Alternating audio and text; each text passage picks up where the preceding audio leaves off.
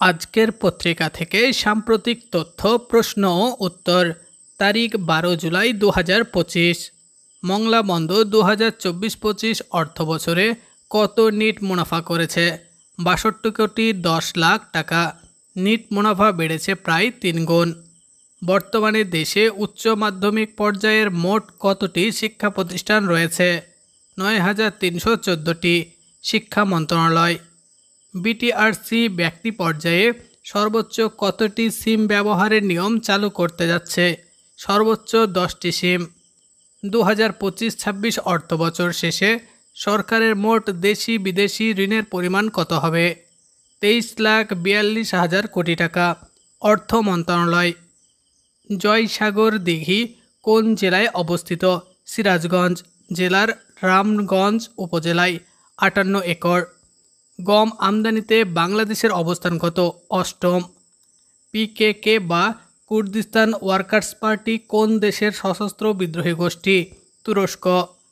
বর্তমানে বিশ্বে সবচেয়ে দ্রুত গতির ইন্টারনেটের দেশ কোনটি? জাপানের গতি 1.02 পেটাবিট। সূত্র এনডিটিভি। বাংলাদেশের অবস্থান। ইলিশ উৎপাদনে বিশ্বে একম। তৈরি পোশাক রপ্তানিতে বিশ্বে দ্বিতীয়। জাতিসংঘে শান্তিরক্ষী প্রেরণে তৃতীয়। মাতৃভাষার দিক দিয়ে বাংলা ভাষা পঞ্চম। প্রবাসী শ্রমিক প্রেরণে বিশ্বে বাংলাদেশ ষষ্ঠ। ভাষাভাষীর দিক দিয়ে বাংলা সপ্তম। রেমিট্যান্স প্রাপ্তিতে বাংলাদেশ অষ্টম। দেশে সরকারি ইপিজেড 8টি, প্রস্তাবিত 1টি। চা উৎপাদনে বিশ্বের নবম। দেশে বিদেশি বাণিজ্যিক ব্যাংক 9টি। দেশে স্থলবন্দর 25টি। দেশে গ্যাস ক্ষেত্র 30টি। বেসরকারি বাণিজ্যিক ব্যাংক 43টি। দেশে রেলপথ আছে 49টি জেলায়। দেশে ক্ষুদ্র নৃগোষ্ঠী 50টি। মোট নদীবন্দর 54টি। পাবলিক বিশ্ববিদ্যালয় 55টি। নিবন্ধিত জিআই পণ্য 57টি। সনদপ্রাপ্ত জিআই পণ্য 55টি।